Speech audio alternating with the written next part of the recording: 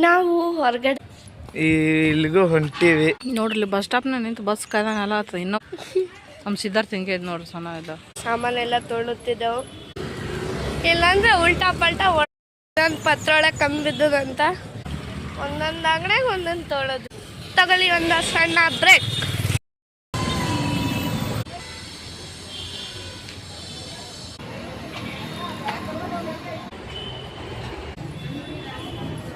Cut ಮಾಡ್ಕೋ.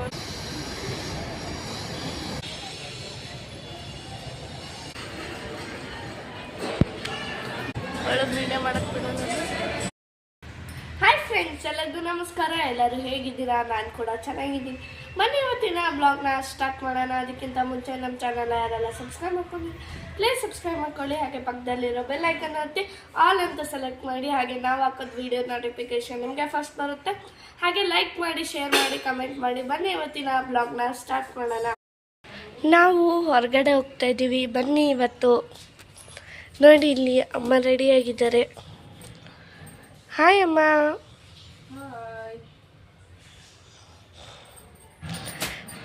Late ಆಯಿತು ಅಮ್ಮ, ಹೋಗೋಣ. ನೋಡಿ ಅಮ್ಮ ಸೀರೆ ಉಟ್ಕೊಂಡು ರೆಡಿಯಾಗಿದ್ದಾರೆ. ಗಂಟಲು ಸ್ವಲ್ಪ ಹಂಗೆ ಇದೆ, ಏನೋ ಅನ್ಕೋಬೇಡಿ. ಇಲ್ಲಿಗೂ ಹೊಂಟೀವಿ, ಎಲ್ಲಂತ ಗೊತ್ತಿಲ್ಲ, ಕರ್ಕೊಂಡು ಹೊಂಟೀವಿ. ಬರ್ರಿ, ನಿಮ್ಮನ್ನು ಕರ್ಕೊಂಡು ಹೋಗ್ತೀವಿ. ನಾವು ಹೊಂಟೀವಿ, ತಿರ್ಗಾಡ್ಕೊಂಬರಂಬರುತ್ತೆ. ಏನೋ ಬಿಟ್ಟು ಹೊಂಟಿದ್ದರಿ ತೊಂಬರಕ್ಕೆ ಕಳಿಸ್ತಾರೆ ನೋಡ್ರಿ ಮಮ್ಮಿ. ನೋಡ್ರಿ ಬಸ್ ಸ್ಟಾಪ್ನ ನಿಂತು ಬಸ್ ಕಾಯ್ದಂಗಲ್ಲ ಆತ ಇನ್ನೂ ಬರೋವಲ್ಲವ. ಬಾರಪ್ಪ ಜಲ್ದಿ ಬಾ. ನಮ್ಮ ಸಿದ್ಧಾರ್ಥ ಹಿಂಗೆ ಇದು ನೋಡ್ರಿ ಸಣ್ಣ ಇದು ಇವಾಗ ಹಂಗಾಗೇನು. ಬಾರೋ ತಮ್ಮ, ಇಷ್ಟು ತಬೇಕು ಖರ್ಚಿಗೆ ತರ್ಲಕ್ಕ.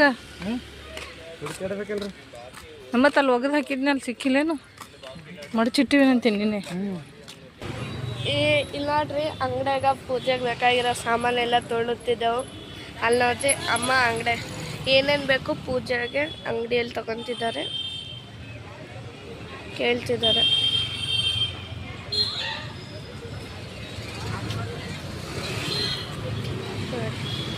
ತುಪ್ಪ ಬೇಕಂತ, ಹತ್ತಿ, ಅರ್ಶಿನ ಕುಂಕುಮ, ಉದ್ದಿನ ಕಡ್ಡಿ, ಕರ್ಪೂರ ಇಷ್ಟು ಬೇಕಂತ ನೋಡಿ ಫ್ರೆಂಡ್ಸ್. ನಮ್ಮ ಅವತಾರ ಏನಿತ್ತು ಗೊತ್ತಾ ಫ್ರೆಂಡ್ಸ್, ಎಲ್ಲ ತಂದ್ರೆ ಅದ ಪತ್ರೋಳಿ ಒಂದು ಮರ್ತು ಬಂದೆವು, ತಾಟ್ ಮರ್ತು ಬಂದೆವು ಫ್ರೆಂಡ್ಸ್. ಅದಕ್ಕೆ ಈಗ ಹೊಂಟಿದ್ದೆವು ಫ್ರೆಂಡ್ಸ್. ನನಗೆ ನೆನಪಿರಲ್ಲ, ನೆನಪಿಲ್ದಕ್ಕೆ ಹಿಂಗೆ ಎಲ್ಲ ನೆನಪಿಟ್ಕೊಂಡ್ರೆ ಬಡ ಮಾಡ್ಕೊಂಡು ಹೋಗೋದು. ಇಲ್ಲಾಂದ್ರೆ ಉಲ್ಟಾ ಪಲ್ಟಾ ಓಡಾಡೋದು ಫ್ರೆಂಡ್ಸ್. ಒಂದು ಪತ್ರೊಳಗೆ ಕಮ್ಮಿ ಬಿದ್ದದಂತ ತರಕ್ಕೆ ಕಳಿಸಿದ್ರು ತೊಗೊಂಬರ್ಲತ್ತಾನ. ಎಲ್ಲದ ಏನೇನು ಬೇಕಾಗಿತ್ತು ಅದೆಲ್ಲ ತೊಗೊಂಡ್ವಿ. ಇವಾಗ ದೇವಸ್ಥಾನಕ್ಕೆ ಹೋಗ್ಬೇಕಷ್ಟೇ. ದೇವಸ್ಥಾನ ಬಲ್ಲಿ ಹೋಗಿ ಹೂವು ನಿಂಬೆಕಾಯಿ ತರಬೇಕು. ಹೂವು ನಿಂಬೆಕಾಯಿ ತೊಗೊಂಡ್ರೆ ಮುಗೀತು ಫ್ರೆಂಡ್ಸ್. ಒಂದೊಂದು ಅಂಗಡಿಯಾಗ ಒಂದೊಂದು ತೊಳಕ್ಕೆ ಹೊಂಟಿದ್ದೇವ್ರಿ. ಇವಾಗ ಅಲ್ಲೆಲ್ಲ ಒಂದು ಕಡೆ ಪೂಜೆ ಸಾಮಾನು ಬೇಕಾಗಿರೋದೆಲ್ಲ ತೊಗೊಂಡ್ವಿ, ಒಂದು ಕಡೆಗೆ ಪತ್ರೋಳಿ ತೊಗೊಂಡ್ವಿ, ಒಂದು ಕಡೆಗೆ ಕಾಯಿ ತೊಗೊಂಡೆವು. ಇವಾಗ ಕಡ್ಡೆ ಬಿಟ್ಟು ತೊಗೊಂಡೆವು. ಒಂದೊಂದು ಅಂಗಡಿಯಾಗ ಒಂದೊಂದು ನೋಡಿ ಫ್ರೆಂಡ್ಸ್. ಎಲ್ಲ ಪೂಜೆ ಸಾಮಾನೆಲ್ಲ ತೊಗೊಂಡಿದ್ದಾಯಿತು. ಈಗ ಹೋಗಿ ಹೂವು ನಿಂಬೆಕಾಯಿ ತೊಗೊಂಡ್ರೆ ಮುಗೀತು ಫ್ರೆಂಡ್ಸ್, ಎಲ್ಲ ಆಯಿತು. ನೋಡ್ರಿ ಇಲ್ಲಿ ಅಮ್ಮ ಮುಂದೆ ಪಟ ಹೊಂಟಾರ. ನಾವು ಈಗ ಸದ್ಯ ಮೊಬ್ನಾಳಿ ತನಕ ಜಲ್ದಿ ಹೋಗ್ಬೇಕು. ಅಲ್ಲಿ ಹೋದ್ಮೇಲೆ ಬನಶಂಕರಿ ಬಸ್ ಹತ್ತಿ ಅಲ್ಲಿಗೆ ಬನಶಂಕರಿಗೆ ಹೋದ್ಮೇಲೆ ಸಿಗ್ತೀವಿ ಫ್ರೆಂಡ್ಸ್. ಅಲ್ಲಿವರೆಗೂ ತಗೊಳ್ಳಿ ಒಂದು ಸಣ್ಣ ಬ್ರೇಕ್. ಬಂದು ದೇವಸ್ಥಾನ ಹತ್ರ ಇಳ್ಕೊಂಡಿವಿ, ಬನಶಂಕರಿ ಹತ್ರ ಬಂದು ಇಳಿದ್ಮೇಲೆ ಮುಂದೆ ಹೂವು ಮತ್ತು ನಿಂಬೆಹಣ್ಣು ತೊಗೋಬೇಕಂತ ಹೇಳಿದ್ವಲ್ರಿ. ಹೂವು ಮತ್ತು ನಿಂಬೆಹಣ್ಣು ತೊಗೊಳಕ್ಕೆ ಬಂದ್ವಿ. ಆದರೆ ಇಲ್ಲಿ ನಿಂಬೆಹಣ್ಣು ಇರಲಿಲ್ಲ, ಹೂವು ಮಾತ್ರ ಇತ್ತು. ಅಜ್ಜಿ ಹತ್ರ ಹೂವನ್ನು ತೊಗೊಂಡ್ವಿ. ಅಜ್ಜಿ ರೇಟ್ ಕಮ್ಮಿ ಮಾಡಿ ಅಂತಂದಿದ್ವಿ. ಇಲ್ಲವ ಬೆಳಗ್ಗೆ ಮಹಾಲಕ್ಷ್ಮಿ ಬಂದಾಗ ಬಂದು ಹಂಗೆ ಹೇಳ್ಬೇಡವ, ಇದ್ದಿದ್ದು ರೇಟ್ನ ತೊಗೊಂಡೋಗೋದು. ಅಯ್ಯೋವ್ವ ಅಂದ್ರೆ ಹೇಳಿಬಿಟ್ರಲ್ಲ ಲಕ್ಷ್ಮಿ ಅಂತ, ನಾನು ಅಲ್ಲೇ ಕರ್ಗೋಗ್ಬೇಕು. ಹಂಗೆ ಹೇಳ್ಬಿಟ್ರಿ.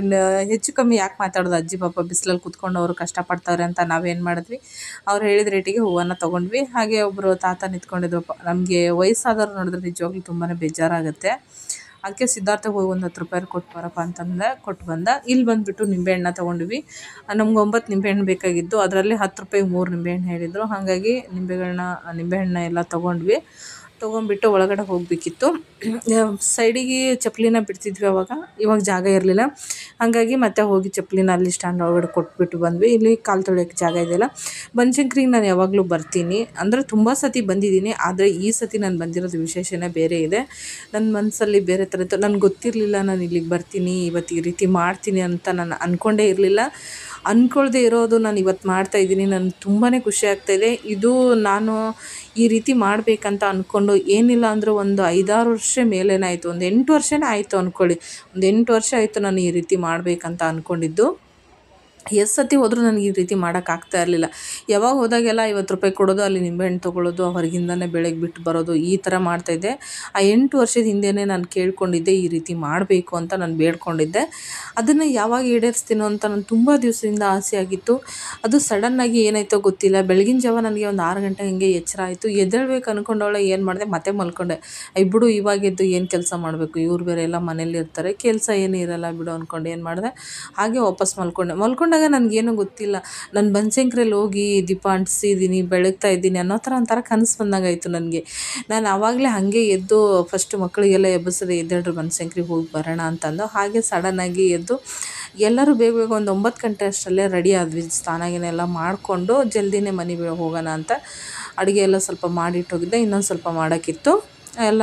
ಇನ್ನು ಅಡುಗೆ ಎಲ್ಲ ಮಾಡಿಕೊಂಡು ನಾನು ಬಾಕ್ಸಿಗೆ ಹಾಕ್ಕೊಂಡು ಹೋಗ್ಬೇಕು ಅನ್ನೋ ಐಡಿಯಾದಲ್ಲಿದ್ದೆ. ಆದರೆ ಅದನ್ನೆಲ್ಲ ಮಾಡ್ಕೊಂಡು ಕೂತ್ಕೊಂಡ್ರೆ ಟೈಮ್ ಆಗ್ತೈತೆ, ಬೇಡ, ಹೊತ್ತು ಬಿಸಿಲಾಗಿ ಬೆಳಗೋದು, ಜಲ್ದಿನೇ ಹೋಗ್ಬಿಡೋಣ ಅಂತೇಳಿ ಏನು ಮಾಡಿದ್ವಿ, ಜಲ್ದಿನೇ ಬಂದ್ವಿ. ನೋಡಿರಿ ಇಲ್ಲೆಲ್ಲನೂ ಎಷ್ಟು ಜನ ಬಂದರೆ. ಇವತ್ತು ಮಂಗಳವಾರ ಸ್ವಲ್ಪ ಕಮ್ಮಿ ಅದರ ಜನ, ಅಂದ್ರೆ ಮೊನ್ನೆನೇ ಅಮಾವಾಸ್ಯೆ ಐತಲ್ಲ, ಯುಗಾದಿ ಅಮಾವಾಸ್ಯೆಗೆಲ್ಲ ತುಂಬ ಜನ ಬಂದಿರ್ತಾರೆ. ನನಗೆ ಗೊತ್ತಿಲ್ಲ, ನಾನು ಬನಶಂಕರಿಗೆ ಬರಬೇಕು ಅಂತ ನಾನು ಅಂದ್ಕೊಂಡೇ ಇರಲಿಲ್ಲ. ಅದು ಸಡನ್ನಾಗಿ ನಾನು ತಯಾರಾಗಿ ಬಂದಿರೋದು. ಆದರೂ ತುಂಬ ಮನಸ್ಸಿಂದ ಇಷ್ಟಪಟ್ಟು ಇದೆಲ್ಲ ನಾನು ಈ ರೀತಿ ಮಾಡ್ತಿರೋದು ತುಂಬಾ ಖುಷಿ ಆಯಿತು ನನಗೆ. ಈ ರೀತಿ ನಾನು ಮಾಡಬೇಕಂತ ಹೇಳಿದ್ನಲ್ಲ, 8 ವರ್ಷದ ಹಿಂದೆ ಅಂದ್ಕೊಂಡಿರೋದು ಇವತ್ತು ಮಾಡ್ತಾಯಿದ್ದೀನಿ. ನನಗೆ ಇಷ್ಟು ವರ್ಷ ಇದೆಲ್ಲ ನನಗೆ ಅನ್ನಿಸ್ಲೇ ಇಲ್ಲ. ಎಷ್ಟು ಸತಿ ಬಂದಿದ್ದೀನಿ ಅಂದರೂ ಬನಶಂಕರಿಯಲ್ಲಿ ಹೀಗೆ ಮಾಡಬೇಕಂತ ಅನ್ನಿಸ್ತಾನೆ ಇರಲಿಲ್ಲ. ಬರೋದು 50 ರೂಪಾಯಿ ಕೊಟ್ಟು ಅವ್ರು ರೆಡಿ ಮಾಡಿ ಇಟ್ಟಿರೋದು ತೊಗೊಳ್ಳೋದು, ಬೆಳಗೋದು ಮಾಡ್ತಾಯಿದ್ದೆ. ಅಂದರೆ ನಾವು ನಮ್ಮ ಕೈಯಾರೆ ರೆಡಿ ಮಾಡಿ ದೀಪನ ಬೆಳಗೋದ್ರದ್ದು ಇರೋ ಖುಷಿನ ಅದರಲ್ಲಿ ಸಿಗೋಲ್ಲ ಅಂತ ನನಗನ್ಸುತ್ತೆ. ಈ ರೀತಿಯೇ ನಾನು ಮಾಡಬೇಕು ಅಂತ ಅಂದ್ಕೊಂಡಿರೋದು. ಹಾಗಾಗಿ ಬಂದು ನಾವು ನಿಂಬೆಹಣ್ಣೆಲ್ಲ ಕಟ್ ಮಾಡ್ಕೊಂಡ್ವಿ. 9 ನಿಂಬೆಹಣ್ಣು ತೊಗೊಂಬಂದಿದ್ನಲ್ಲ, ಸಿದ್ಧಾರ್ಥಿಗೆ ನನಗೆ ಇಬ್ಬರಿಗೆ ಅಂತ ನಾನು 9 ನಿಂಬೆಹಣ್ಣು ತೊಗೊಂಬಂದೆ. ಅಂದರೆ ಅವನಿಗೆ 9 ನನಗೆ 9 ಆಗುತ್ತೆ, ಅದರಲ್ಲಿ ಡಬಲ್ ಆಗುತ್ತಲ್ವ. ಹಾಗಾಗಿ ನಾನು ಅಷ್ಟನ್ನು ತೊಗೊಂಬಂದು ಏನು ಮಾಡ್ತಾಯಿದ್ವಿ, ಅದರ ರಸನ ಡಬ್ಬದಲ್ಲೇ ಹಿಂಡಬೇಕು, ಸಪ್ರೇಟಾಗಿ ಎಲ್ಲಿ ಚೆಲ್ಲಬಾರ್ದು. ನಾನು ಒಂದು 5-6 ಹಿಂಡೋಷ್ಟರಲ್ಲೇ ನನ್ನ ಕೈನೇ ನೋವು ಬಂದುಬಿಡ್ತು. ನನಗೆ ಹಿಂಡೋಕ್ಕೆ ಆಗಲಿಲ್ಲ, ಸ್ವಲ್ಪನೇ ಹಿಂಡಿದ್ದು ನಾನು. ಆಮೇಲೆ ಸಿದ್ಧಾರ್ಥನ ಕೈಯಲ್ಲೇ ಕೊಟ್ಟೆ, ಅವನು ಹಿಂಡಲಿ ಅಂತ. ಯಾಕಂದರೆ ತುಂಬ ವೀಕ್ ಆಗಿಬಿಟ್ಟಿದ್ದೆ, ನನಗೆ ಅಷ್ಟು ಕೂಡ ಶಕ್ತಿ ಇಲ್ಲ, ಅಷ್ಟು ಹುಷಾರಿಲ್ದಂಗಾಗಿ ಫುಲ್ ವೀಕ್ ಆಗಿಬಿಟ್ಟಿದ್ದೀನಿ. ತುಂಬಾ ಏನೋ ಹೇಳ್ತಾರಲ್ಲ, ಜೀವ ಹೋಗಿ ಬಂದಂಗಿದೆ ನನ್ನ ಪರಿಸ್ಥಿತಿ. ಈಗೇನಿಲ್ಲ, ಹತ್ತಿಯಲ್ಲೇನೋ ಗೊಂಬೆ ಮಾಡಿ ಇಡ್ತಾರಲ್ಲ, ಆ ಥರ ಇದೆ ನನ್ನ ಜೀವ. ನೋಡೋಕ್ಕೆ ಮಾತ್ರ ನಾನು ಇಷ್ಟು ದಷ್ಟಪುಷ್ಟವಾಗಿ ಕಣ್ಣಿಗೆ ಕಾಣ್ತೀನಿ, ಆದರೆ ದೇಹದಲ್ಲಿ ಸ್ವಲ್ಪನೂ ಶಕ್ತಿ ಇಲ್ಲ. ತಳ್ಳಿದ್ರೆ ಬಿದ್ದೋಗೋಷ್ಟು ಥರ ಇದ್ದೀನಿ ನಾನು. ಹಾಗಾಗಿ ನಿಂಬೆಹಣ್ಣು ನನಗೆ ಹಿಂಡೋಕ್ಕಾಗದೇ ಇರೋದಕ್ಕೆ ನಾನು ಸಿದ್ಧಾರ್ಥಕ್ಕೆ ಕೊಟ್ಟೆ. ಎಲ್ಲ ನಿಂಬೆಹಣ್ಣು ಸಿದ್ಧಾರ್ಥ ಹಿಂಡ್ಬಿಟ್ಟು ಕೊಟ್ಟ. ಎಲ್ಲ ರಸ ತೆಗೆದಾದ್ಮೇಲೆ ಅದನ್ನು ಉಲ್ಟಾ ಮಾಡ್ಕೋಬೇಕು, ಪ್ರತಿಯೊಂದು ಉಲ್ಟಾ ಮಾಡ್ಕೋಬೇಕು. ಹಾಗೆ ಮತ್ತು ಅದ್ರ ಒಳಗಡೆ ಈಗ ನಾರು ಥರ ಬರುತ್ತಲ್ಲ, ಅದನ್ನು ನೀಟಾಗಿ ಅದನ್ನು ಕೆಳಗಡೆ ಎಲ್ಲ ಮಾಡ್ಕೋಬೇಕು. ನಾರು ಥರ ಕಾಣದೇ ಇರೋ ಥರ ರೌಂಡ್ಕಾಗಿ ಎಲ್ಲನೂ ಅದನ್ನು ರೆಡಿ ಮಾಡ್ಕೋಬೇಕು. ಅದನ್ನೆಲ್ಲ ರೆಡಿ ಮಾಡ್ಕೋತಾ ಇದ್ದೆ ನಾನು. ನನಗೆ ಆಸೆ ಇರೋದೇನೋ ನಾವು 4 ಜನನೂ ಬಂದುಬಿಟ್ಟು ಮಾಡಬೇಕನ್ನೋದು. ಆದರೆ ಮನೆ ಹತ್ತಿರ ಯಾರಾದರೂ ಒಬ್ಬರು ಇರಲೇಬೇಕು. ಅದಕ್ಕೋಸ್ಕರ ನಮ್ಮ ಮನೆಯವ್ರು ಬರಲಿಲ್ಲ, ನಾವೇ 3 ಜನ ಬಂದ್ವಿ. ಮತ್ತು ಯಾರ ಜೊತೆ ಆದರೂ ಬಂದಾಗ ಏನಾಗುತ್ತಂದರೆ ಅವರಿಗೆ ತೊಂದರೆ ಆಗಬಾರ್ದು ಅಂತ ನಾವು ಅವಸರ ಮಾಡ್ಕೊಂಡು ಹೋಗ್ಬಿಡ್ತೀವಿ. ಆದರೆ ನಾವೇನಾದರೂ ಹರಕೆ ತೀರಿಸ್ಬೇಕಂದ್ರೆ ಸ್ವತಃ ನಾವೇ ಬಂದಾಗ ಮಾತ್ರ ಈ ರೀತಿ ಎಲ್ಲ ಮಾಡ್ಕೋಬೇಕು. ಫ್ರೆಂಡ್ಸ್ ಜೊತೆ ಆಗಲಿ ಬೇರೆ ಯಾರ ಜೊತೆನೂ ಬಂದಾಗ ಈ ರೀತಿ ಫ್ರೀಯಾಗಿ ಎಲ್ಲ ಕೆಲಸಗಳನ್ನ ಮಾಡ್ಕೊಳಕ್ಕಾಗಲ್ಲ. ಅವರು ಮಾಡ್ತಾರೆ ಅಂದರೆ ಓಕೆ, ಅವ್ರ ಜೊತೆ ನಾವು ಮಾಡ್ಕೋಬೋದು. ಆದರೆ ಅವ್ರು ಸುಮ್ಮನೆ ಬಂದಾಗ ನಾವು ಈ ರೀತಿ ಮಾಡಬೇಕು ಅಂತ ಅಂದ್ಕೊಂಡಾಗ ಏನಾಗುತ್ತೆ ಅಂದರೆ ಪಾಪ ಅವ್ರಿಗೆ ತೊಂದರೆ ಕೊಟ್ಟಂಗಾಗುತ್ತೆ. ಅವ್ರು ಬೇಗ ಹೋಗ್ಬೇಕು ಅನ್ನೋರು, ಆದರೆ ನಾವು ಲೇಟ್ ಆಗುತ್ತೆ. ಅದಕ್ಕೋಸ್ಕರ ಏನಂದರೆ ನಾವು ಈ ರೀತಿ ಬಂದು ಮಾಡ್ಕೊಳ್ಳೋದ್ರಿಂದ ತುಂಬಾ ಒಳ್ಳೆಯದು. ಹಾಗೆ ಮತ್ತು ಬನಶಂಕರಿಯಲ್ಲಿ ಒಬ್ಬರು ಅಕ್ಕ ನಮಗೆ ಮಾತಾಡಿಸಿದ್ರು. ನನಗೆ ಗೊತ್ತಿಲ್ಲ, ಯಾಕಂದರೆ ನಾನು ಈ ರೀತಿ ಎಲ್ಲ ಮಾಡಿಲ್ಲ. ಮಾಡೋದು ಮಾತ್ರ ಸ್ವಲ್ಪ ನೋಡ್ಕೊಂಡಿದ್ದೆ ಬಂದಾಗೆಲ್ಲ. ನನಗೆ ಯಾವ ರೀತಿ ಮಾಡಬೇಕು ಏನಂತ ನನಗೆ ಗೊತ್ತೇ ಇರಲಿಲ್ಲ. ಅವಕ್ಕ ನನಗೆ ಹೇಳಿಕೊಟ್ರು. ನಾನು ಕೇಳಿದೆ ಏನು ಮಾಡಬೇಕು ಹೇಗೆ ಅಕ್ಕ ಅಂತ ಕೇಳಿದ್ರು. ಪಾಪ ಅವ್ರು ಎಲ್ಲನೂ ಹೇಳ್ಕೊಟ್ರು. ಈ ರೀತಿ ಎಲ್ಲ ಮಾಡ್ಕೊಳ್ರಿ, ಈ ರೀತಿ ಮಾಡಿರಿ ಅಂತ. ಆಮೇಲೆ ಕುಂಕುಮ ಅರಿಶಿನ ಎಲ್ಲ ಉಳ್ದಿರೋದು ಏನು ಮಾಡಬೇಕು ಅಂತ ನಾನು ಕೇಳಿದಾಗ ಅವ್ರು ಹೇಳಿದ್ರು, ಅದನ್ನು ಇಲ್ಲೇ ಇಟ್ಬಿಟ್ಟು ಕೂಡ ಹೋಗ್ಬೋದು ಅಥವಾ ತೊಗೊಂಡು ಹೋಗ್ಬೋದು. ನೀವು ವಾರ ವಾರ ಬೆಳಗ್ಬೋದು. ವಾರ ವಾರ ನೀವು ಬಂದು ಮಾಡ್ತೀರಿ ಅಂದರೆ ಅದನ್ನೇ ತೊಗೊಂಡೋಗಿ ಮತ್ತೆ ಅದನ್ನೇ ತೊಗೊಂಬನ್ನಿರಿ, ಆ ಥರನೂ ಮಾಡ್ಕೋಬೋದು ಅಂತ ಹೇಳಿದ್ರು. ನಾನು ಅಂದ್ಕೊಂಡೆ ಗೊತ್ತಿಲ್ಲ, ನಾನು ವಾರ ವಾರ ಬರ್ತೀನೇ ಇಲ್ಲ ಅಂತ ನನಗೆ ಗೊತ್ತಿಲ್ಲ. ಯಾವ ಟೈಮಲ್ಲಿ ನಾನು ಹೆಂಗಿರ್ತೀನಿ ಅಂತ ಗೊತ್ತಾಗಲ್ಲ. ಯಾಕಂದರೆ ಯಾವಾಗಂದ್ರೆ ಅವಾಗ ಹುಷಾರು ತಪ್ಪುತ್ತೆ ನನಗೆ. ಅದಕ್ಕೋಸ್ಕರ ನಾನು ಬೆಳಗ್ತೀನಿ ಅಂತ ಮನಸ್ಸಲ್ಲಿ ಅನ್ಕೊಳ್ಳಿಲ್ಲ. ಯಾಕಂದರೆ ನಾವು ಬೆಳಗ್ತೀವಿ ಅಂದರೆ ವಾರ ವಾರ ಬಂದು ಬೆಳಗಲೇಬೇಕು. ನಾನು ಏನು ಅಂದ್ಕೊಂಡೆ ಅಂದರೆ, ನೀನು ನನಗೆ ಬರೋಷ್ಟು ಆಶೀರ್ವಾದ ಮಾಡಿದ್ರೆ, ನಾನು ಕರೆಸ್ಕೊಂಡ್ರೆ ನಾನು ಖಂಡಿತ ಬಂದು ವಾರ ವಾರ ಮಾಡ್ತೀನಿ, ಅದು ನೀನಾಗಿ ಕರೆಸ್ಕೊಂಡ್ರೆ. ಆದರೆ ನನ್ನ ಪರಿಸ್ಥಿತಿ ಹೆಂಗಿದೆ ಅಂತ ಗೊತ್ತಿದೆ. ನನ್ನ ಆರೋಗ್ಯ ಸುಧಾರಿಸಲಿ, ನಾನು ಮುಂಚೆ ಥರ ಆದರೆ ನಾನು ಖಂಡಿತ ಎಲ್ಲನೂ ಮಾಡಬಲ್ಲೆ ಅಂತ ನಾನು ಅಂದ್ಕೊಂಡೆ. ಆದರೆ ದೇವ್ರು ನನಗೆ ಅಷ್ಟೊಂದು ಶಕ್ತಿ ಕೊಡಲಿ ಅಂತ. ಇವತ್ತಿನ ನಾನು ಬಂದಿರೋದು ನೋಡಿದ್ರೆ ನಾನು ನಿಜವಾಗ್ಲೂ ನನಗೆ ಸ್ವಲ್ಪ ಸುಸ್ತು ಆಯಾಸ ಅಂತ ಅನ್ನಿಸ್ಲಿಲ್ಲ. ನಾನು ಹೆಂಗೆ ರೆಡಿ ಆದ್ನೋ ಹೆಂಗೆ ಎದ್ನೋ ನನಗೆ ಗೊತ್ತಿಲ್ಲ. ಅಷ್ಟು ಬೇಗ ಬೇಗ ನಾನು ಎದ್ದು ರೆಡಿಯಾಗಿ ಬಂದೆ. ತುಂಬ ಅಂದರೆ ತುಂಬಾ ಖುಷಿ ಇತ್ತು ನನಗಂತೂ. ಎಷ್ಟು ಖುಷಿ ಅಂದರೆ ಅದು ಹೇಳೋಕ್ಕೆ ಆಗಲ್ಲ, ಅಷ್ಟೊಂದು ಖುಷಿ ಇದೆ. ಈ ಸತಿ ಅಂತೂ ನಾನು ಬನಶಂಕರಿಗೆ ತುಂಬ ಸತಿ ಹೋಗಿ ಬಂದಿದ್ದೀನಿ. ಹೋಗಿ ಬಂದಾಗೆಲ್ಲ ನಿಂಬೆಹಣ್ಣಿನ ದೀಪ ಬೆಳಗಿದ್ದೀನಿ ಅಂದರೆ ಅದೇ ಹೇಳೋದನ್ನೆಲ್ಲ ತೊಗೊಂಡು ಅಲ್ಲಿ ಹೊರಗಡೆ ಎಲ್ಲ 50 ರೂಪಾಯಿ ಕೊಟ್ಟರೆ ನಮಗೆ ಒಂದು ತಟ್ಟೆನೇ ಸಿಗುತ್ತೆ, 5 ದೀಪ ಇರೋದು. ಅದನ್ನು ತೊಗೊಂಡು ನಾವು ಯಾವಾಗಲೂ ಬೆಳ್ಕೊಂಡು ಬಂದಿರೋದು. ಅದಕ್ಕೋಸ್ಕರ ನಾನು ಈ ರೀತಿ ಮಾಡಬೇಕಂತಲೇ ಮನಸ್ಸಲ್ಲಿ ಅಂದ್ಕೊಂಡು ಪ್ರತಿಯೊಂದು ನಾನು ಎಲ್ಲನೂ ಬರೋ ಟೈಮಲ್ಲಿ ತೊಗೊಂಡು ಬಂದೆ. ನೀವು ನೋಡ್ದಂಗೆ ಬತ್ತಿ, ದೀಪಗಳು ಮತ್ತು ಹೂವು ಅದೆಲ್ಲ ನಾನು ತೊಗೊಂಬಂದು ಇಷ್ಟೊಂದು ಅಲಂಕಾರ ಮಾಡಿಕೊಂಡು ನಾನು ಈ ದೀಪನ ಬೆಳಗಬೇಕು ಅನ್ನೋದು ತುಂಬಾ ಆಸೆ ಇತ್ತು. ನನ್ನ ಜೊತೆಗೆ ಹಾಗೆ ಭಾಗ್ಯನೂ ತುಂಬಾ ಹೆಲ್ಪ್ ಮಾಡಿದ್ಲು. ಭಾಗ್ಯ ಕೂಡ ಕಟ್ ಮಾಡೋದು ಮತ್ತು ಅದು ನಿಂಬೆಹಣ್ಣೆಲ್ಲ ಉಲ್ಟಾ ಮಾಡೋದು, ಹೂಗಳು ಜೋಡಿಸೋದು ಅದೆಲ್ಲ ಮಾಡಿದ್ಲು. ಆಮೇಲೆ ನಾನು ಹೂವು ಏನು ಮಾಡಿದ್ದೆ, ಹಾರ ಒಳಗಡೆ ಕೊಡಬೇಕಂತಲೇ ತೊಗೊಂಬಂದೆ. ಆದರೆ ನಮ್ಮ ಕೈಯಲ್ಲಿ ದೀಪ ಇತ್ತು, ಅದಕ್ಕೋಸ್ಕರ ಅಲ್ಲಿ ಕೊಡೋಕ್ಕಾಗಲ್ಲ ಅಂತ ಅಂದ್ಕೊಂಡು ಫಸ್ಟ್ ಟೈಮ್ ಅಲ್ವ ಒಳಗಡೆ ಹೋಗಿದ್ದೀನಿ ಸುಮಾರು ಸತಿ. ಅದೇ ನನಗೆ ನೆನಪಿರಲ್ಲ, ಹೇಗೆ ಎತ್ತಂತ ಏನೂ ನೆನಪಿರಲ್ಲ. ಬೇಡ ಅಂತ ಅಂದ್ಕೊಂಡು ಮಾಡಿದೆ, ತೊಗೊಂಬಂದಿರೋ ಹಾರನೇ ಕಟ್ ಮಾಡಿ ಈ ಥರ ಎಲ್ಲ ನಾನು ದೀಪಕ್ಕೆ ಅಲಂಕಾರ ಮಾಡಿದೆ. ಹಾಗೆ ಬತ್ತಿಗಳೆಲ್ಲ ತುಪ್ಪದ ಡಬ್ಬಿಯಲ್ಲೇ ಎದ್ದೆದ್ದು ತುಪ್ಪನ ಹಾಕಿ ಇಡ್ತಾಯಿದ್ಲು ಭಾಗ್ಯ. ಇದೇ ರೀತಿಯೇ ಮಾಡ್ಕೋಬೇಕು. ಜೋಡು ದೀಪನೇ ಅಂದರೆ ಜೋಡು ಬತ್ತಿ ಇಡಬೇಕು ಒಂದೊಂದರಲ್ಲಿ. ನಾವು ಹೆಂಗೆ ಹರಕೆ ಮಾಡ್ಕೊಂಡಿರ್ತೀವೋ ಆ ರೀತಿ ಬೆಳಗಬೇಕು ಅಂತ ಹೇಳಿದ್ರು. ಅಕ್ಕನ ಕೇಳಿದಾಗ, ನೀವು 9 ಅಂದರೆ 9, 11 ಅಂದರೆ 11, ನೀವು ಎಷ್ಟು ಬೆಳಗ್ತೀರಿ ಅನ್ಕೋತೀರೋ ಅಷ್ಟು ಬೆಳಗಬೇಕು. ಆದರೆ ಪ್ರತಿ ಮಂಗಳವಾರ ಆಗಲಿ ಶುಕ್ರವಾರ ಆಗಲಿ ನೀವು ಬಂದು ಈ ಥರ ಮಾಡೋದ್ರಿಂದ ತುಂಬಾ ಒಳ್ಳೆಯದಾಗುತ್ತಮ್ಮ. ನಾನಂತೂ ವಾರ ವಾರ ಬಂದು ಮಾಡ್ತೀನಿ ಅಂತ ಹೇಳಿದ್ರು. ಹಾಗೆ ನಾನು ತೊಗೊಂಡು ಹೋಗಿರುವಂಥ ತಟ್ಟೆನ ನಮಗೆ ಯೂಸ್ ಆಗಲಿಲ್ಲ. ಅಂದರೆ ಅದು 5 ರೂಪಾಯಿಗೊಂದು ತೊಗೊಂಡು ಹೋಗಿದ್ವಿ. ಒಂದು 3 ತೊಗೊಂಡು ಹೋಗಿದ್ವಿ ನಾವು. ಒಂದು ಅಲ್ಲಿ ಕಾಯಿ ಹೂವು ಇಟ್ಕೊಡೋಕ್ಕೆ ಮತ್ತು 2 ದೀಪ ಬೆಳಗೋಕ್ಕೆ ಅಂತ ತೊಗೊಂಡಿದ್ವಿ. ಕಾಯಿ ಹೂವು ಅಲ್ಲಿ ಕೊಡಲೇ ಇಲ್ಲ ನಾವು ಒಳಗಡೆ. ಈ ತಟ್ಟೆನ ಮತ್ತೆ ಅದು ಬೇಡ ಅಂದಿದ್ದಕ್ಕೆ ಅಲ್ಲಿ ಒಬ್ಬರು ಅಂಕಲ್ ಇದ್ದರು ದೇವಸ್ಥಾನದ ಒಳಗಡೆ. ಅವರು, ಇಲ್ಲಮ್ಮ ಇದನ್ನು ತೊಗೊಂಡು ಹೋಗೋಂಗಿಲ್ಲ, ನೀವು ತೊಗೊಂಡು ಹೋದರೆ 500 ರೂಪಾಯಿ ಹಾಗೆ ದಂಡ ಹಾಕ್ತಾರೆ, ನೀವು ಅದನ್ನ ತೊಗೊಂಡು ಹೋಗಬಾರ್ದು, ಆಚೆ ಕಡೆ ನಿಮ್ಮ ತಟ್ಟೆ ಸಿಗ್ತವೆ, ಬೇಕಂದ್ರೆ ತೊಗೊಂಬನ್ನಿ ಅಂತ ಹೇಳಿದ್ರು. ಗೊತ್ತಿಲ್ಲ ಅಂಕಲ್, ನಾನು ಫಸ್ಟ್ ಟೈಮ್ ಬಂದಿದ್ದೀನಿ, ನನಗೆ ಅದು ಗೊತ್ತಾಗ್ತಾ ಇಲ್ಲ ಅಂತ. ಅಂದರೆ ನಾನು ಫಸ್ಟ್ ಟೈಮಿಗೆ ದೀಪ ಬೆಳಗ್ತಾ ಇರೋದಲ್ವ, ಈ ರೀತಿ ಎಲ್ಲ ಮಾಡಿ ನನಗೆ ಅದು ಗೊತ್ತಿಲ್ಲ ಅಂತ ಹೇಳೋದಕ್ಕೆ ಅವ್ರೇನು ಹೇಳಿದ್ರು, ಆಚೆ ಕಡೆ ಸಿಗುತ್ತೆ ಅಂತ ಹೋಗಿ ಕೇಳಿದ್ರೆ ಅವರು ಸ್ವಲ್ಪ ಹೊತ್ತಿಗೆ 50 ರೂಪಾಯಿ ಒಂದು ತಟ್ಟೆಗಂದರು. ಹಾಗಂದಿದ್ದಕ್ಕೆ ಅವ್ರ ಅಂಕಲ್ ಅಂದರು, ಬೇಡ ಬಾರಮ್ಮ ನಾನೇ ಕೊಡ್ತೀನಿ ಅಂತ 2 ತಟ್ಟೆ ಕೊಟ್ಟರು. ನಿಜವಾಗ್ಲೂ ನನಗೆ ಬನಶಂಕರಿ ತಾಯಿನೇ ಹೆಲ್ಪ್ ಮಾಡೋದು ಥರ ಇತ್ತು. ಯಾಕಂದರೆ ಫಸ್ಟೇ ನನಗೇನು ಗೊತ್ತಿಲ್ಲ ಅಂದರು. ಅಕ್ಕ ಚೆನ್ನಾಗಿ ಪಕ್ಕದಲ್ಲೇ ಕೂತ್ಕೊಂಡು ಎಲ್ಲನೂ ಹೇಳ್ಕೊಟ್ರು. ತುಂಬಾ ಖುಷಿ ಆಯಿತು. ಅವ್ರು ವಿಡಿಯೋ ಮಾಡೋದು ಬೇಡ ಅಂತದಕ್ಕೆ ನಾನು ಮಾಡಲಿಲ್ಲ. ಅದಕ್ಕೋಸ್ಕರ ಅವ್ರು ತುಂಬ ಚೆನ್ನಾಗಿ ಹೇಳಿಕೊಟ್ರು. ಅದನ್ನೆಲ್ಲ ರೆಡಿ ಮಾಡ್ಕೊಂಡಾದ್ಮೇಲೆ ಮತ್ತು ಅಂಕಲ್ ತೊಗೊಂಬಂದು ತಟ್ಟೆನ ಕೊಟ್ಟರು. ತುಂಬಾ ಅಂದರೆ ತುಂಬಾ ಖುಷಿ ಆಯಿತು ನಮಗೆ. ಅಂದರೆ ಒಳಗಡೆ ಹೋದರೆ ಅವು ನಮಗೆ ಆರತಿ ಮಾಡೋಕ್ಕೆ ಬಿಡೋಲ್ಲ ಅಂತಲೇ ಹೇಳಿದ್ರು ಅವರು. ಪ್ರತಿಯೊಬ್ಬರು ಯಾರು ಒಬ್ಬರೂ ತೊಗೊಂಬಂದಿರಲಿಲ್ಲ ನಾವು ತೊಗೊಂಡೋಗಿರುವಂಥ ತಟ್ಟೆ. ಅದಕ್ಕೋಸ್ಕರ ಅವ್ರು ಹೇಳಿದ್ದಕ್ಕೆ ಕೊಟ್ಟರು. ನಾವು ತೊಗೊಂಡ್ಬಿಟ್ಟು ಅದರಲ್ಲೇ ಎಲ್ಲ ಅಲಂಕಾರ ಮಾಡಿಕೊಂಡು ರೆಡಿ ಮಾಡ್ಕೊಂಡ್ವಿ. ಮತ್ತು ನನಗೆ ನೆನಪಿರಲಿಲ್ಲ ಬತ್ತಿ ಮೇಲೆ ಕರ್ಪೂರ ಹಚ್ತಾರೆ ಅಂತ. ಭಾಗ್ಯ ಹೇಳಿದ್ಲು, ಇಲ್ಲಮ್ಮ ಅದು ಕರ್ಪೂರ ಹಾಕಲೇಬೇಕು ಅಂತ. ಮತ್ತು ನಾನು ಏನು ಮಾಡಿದೆ, ತೊಗೊಂಡೋಗಿರುವಂಥ ಕರ್ಪೂರ ಎಲ್ಲ ಪೌಡ್ರ್ ಮಾಡಿ ಭಾಗ್ಯ ಕೈಯಲ್ಲಿ ಹಾಕಿದೆ. ಭಾಗ್ಯ ಎಲ್ಲ ಪ್ರತಿಯೊಂದು ದೀಪಕ್ಕೂ ಈ ರೀತಿ ತುದಿಯಲ್ಲಿ ಅಂಟಿಸ್ತಾ ಇದ್ಲು. ಅವಳಿಗೆ ಸ್ವಲ್ಪ ನೆನಪಿರುತ್ತೆ, ಯಾವುದಾದ್ರೂ ನೋಡಿದ್ರೇ ನೆನಪಿಟ್ಕೋತಾಳೆ, ಮಾಡಲೇಬೇಕಂತನೆಲ್ಲ. ಈ ಸತಿ ಮಾಡಿದ್ದೀವಲ್ಲ, ಇನ್ನು ಮುಂದಿನ ಸತಿ ನಾವೇನಾದರೂ ನಾನು ಮರ್ತೋದ್ರೂ ಕೂಡ ಅವಳು ಮರ್ತೋಗಲ್ಲ, ಕರೆಕ್ಟಾಗಿ ಎಲ್ಲನೂ ಮಾಡ್ತಾಳೆ. ಈ ಥರ ನಾನು ಅವಳು ಒಂದು ತಟ್ಟೆಗೆ ರೆಡಿ ಮಾಡಿಟ್ಟಿದ್ಲು, ನಾನು ಒಂದು ತಟ್ಟೆಗೆ ಅದೇ ಥರ ತುಪ್ಪ ಹಾಕಿ ಬತ್ತಿಗಳನ್ನ ಹಾಕಿಟ್ಟು ರೆಡಿ ಮಾಡ್ಕೋತಾ ಇದ್ದೆ.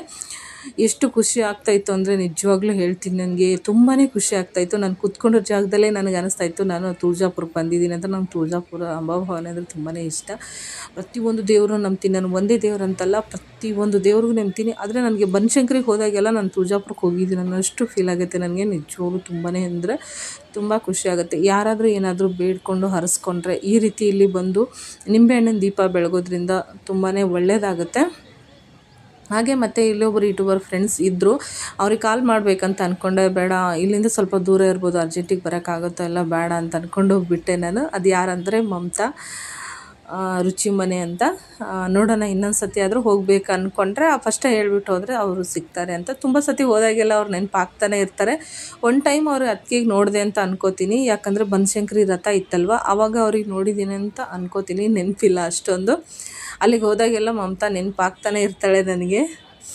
ಈ ರೀತಿ ನಾವು ಎಲ್ಲನೂ ದೀಪಗಳನ್ನ ರೆಡಿ ಮಾಡ್ಕೊಂಡ್ವಿ.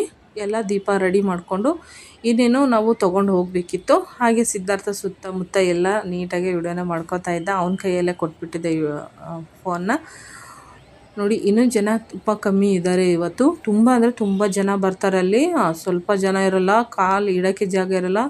ಕ್ಯೂವಲ್ಲಿ ನಿಂತ್ಕೊಂಡು ಸುಸ್ತಾಗುತ್ತೆ, ಅಷ್ಟು ಜನ ಇರ್ತಾರೆ. ಆದರೆ ನಮ್ಮ ಪುಣ್ಯಕ್ಕೆ ನಾನು ನಿಜ ಹೇಳ್ತೀನಿ, ಇವತ್ತು ನಂದು ಪುಣ್ಯ ಅಂತಲೇ ಹೇಳ್ಬೋದು.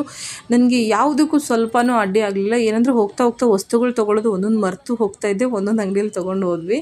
ಆದರೆ ಅಲ್ಲಿಗೆ ಹೋದ್ಮೇಲೆ ಪ್ರತಿಯೊಂದು ನನಗೆ ತುಂಬಾ ಅನುಕೂಲ ಆಯಿತು. ತಟ್ಟೆ ಹಿಡ್ಕೊಂಡು ಅಲ್ಲಿ ಹೇಳ್ಕೊಡೋದ್ರದ್ದು ಹಿಡ್ಕೊಂಡು ತುಂಬಾ ಅನುಕೂಲ ಆಯಿತು ನನಗೆ. ಅವ್ರು ತಟ್ಟೆ ಕೊಟ್ಟಿದ್ದಿಲ್ಲ ಅಂದರೆ ಅದಕ್ಕೆ ಏನೇನು ಆಗ್ತಾಯಿತ್ತು, ಬೆಳಗ್ತಾ ಇದನ್ನೆಲ್ಲೋ ಗೊತ್ತಿಲ್ಲ, ಅವ್ರು ಬೆಳಗಕ್ಕೆ ಬಿಡ್ತಾಯಿದ್ರು ಅಂತಲೂ ಗೊತ್ತಿಲ್ಲ. ಹಾಗೆ ಮತ್ತು ಅಲ್ಲಿ ಅಲಂಕಾರದಿಷ್ಟೆಲ್ಲ ಮಾಡ್ಕೋಬೇಕಂದ್ರೆ ಒಕ್ಕ ಹೇಳಿದ್ರು, ಅದು ಕೂಡ ನನಗೆ ತುಂಬಾ ಹೆಲ್ಪ್ ಆಯಿತು. ನಾವೆಲ್ಲ ತಟ್ಟೆಗಳನ್ನ ಎಲ್ಲ ದೀಪಗಳನ್ನ ರೆಡಿ ಮಾಡಿಕೊಂಡು ಹೋಗ್ತಾಯಿದ್ವಿ. ನೋಡ್ತಾ ಇರ್ಬೋದು ಜನ ಎಷ್ಟು ಕಮ್ಮಿ ಇದೆ ಅಂತ. ನಾವು ಕ್ಯೂವಲ್ಲಿ ನಿಂತ್ಕೊಳ್ಳೋದೇ ಬೇಡ, ಆರಾಮಾಗಿ ಸರಾಸರಿ ಹೋಗ್ಬಿಟ್ಟು ನಾವು ಒಳಗಡೆನ ಹೋದ್ವಿ. ಒಳಗಡೆ ಹೋಗಿ ವಿಡಿಯೋ ಅಂದರೆ ಅವ್ರು ಮಾಡಬಾರ್ದು ಅಂತಲೇ ಹಾಕಿದ್ದಾರೆ. ಸುಮ್ಮನೆ ಯಾಕೆ ಅವ್ರು ಬೇಡ ಅಂದರೂ ನಾವು ಒತ್ತಾಯದಿಂದ ಮಾಡೋದು ಬೇಡ ಅಂತ ಅಂದ್ಕೊಂಡು ಏನು ಮಾಡಿದ್ವಿ, ಒಳಗಡೆ ಬರೀ ದ್ವಾರಬಾಗ್ಲ ಹತ್ರ ಹೋಗೋಷ್ಟು ಮಾತ್ರ ವಿಡಿಯೋ ಮಾಡಿಕೊಂಡು ಇದು ಒಳಗೆ ಹೋಗೋವರೆಗೂ ವಿಡಿಯೋ ಮಾಡಿದ್ದು ಫ್ರೆಂಡ್ಸ್. ಇನ್ನೂ ಒಳಗೆ ಹೋದ್ಮೇಲೆ ದೀಪ ಬೆಳಗಿರೋದಾಗಲಿ, ನಾವು ಆಚೆ ಕಡೆ ಬಂದು ಏನೆಲ್ಲ ಮಾಡಿದ್ವಿ, ಎಲ್ಲೆಲ್ಲಿ ಹೋದ್ವಿ ಅಂತ ಪೂರ್ತಿ ವಿಡಿಯೋ ಇದೆ. ಇನ್ನು ನಾಳೆ ಹಾಕ್ತೀನಿ ಫ್ರೆಂಡ್ಸ್, ನೋಡಿ.